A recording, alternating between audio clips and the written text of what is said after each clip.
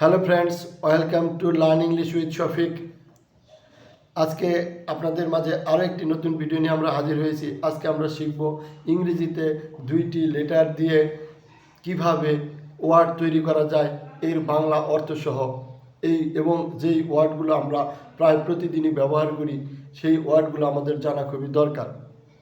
ইংরেজি শেখার ক্ষেত্রে কিন্তু এই ছোট ছোট ওয়ার্ডগুলো খুবই গুরুত্বপূর্ণ ভূমিকা পালন করে।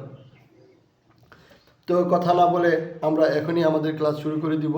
তো প্রথমে যেটা শিখবো সেটা হলো বি অর্থ হওয়া, বি অর্থ হওয়া, এট অর্থ কাছে, এট অর্থ কাছে, ইফ অর্থ যদি, ইফ অর্থ যদি, অর অর্থ অথবা, অর অর্থ অথবা, ইন অর্থ ভিতরে, ইন অর্থ ভিতরে, আপ অর্থ উপরে, আপ অর্থ উপরে, মাই অর্থ আমার, উই অর্থ আমরা, আমরা, নো অর্থ না, সো অর্থ তাই, সো অর্থ তাই।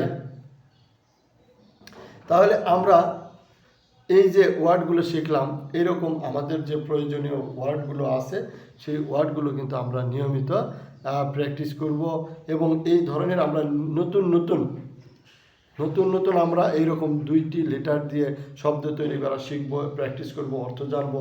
আমরা যে শুধু এই ক্লাস থেকেই সব শিখবো তা না, আমাদের কিন্তু এগুলো বারবার ক্লাসের বাইরেও কিন্তু আমাদের প্র্যাকটিস করতে হবে বেশি।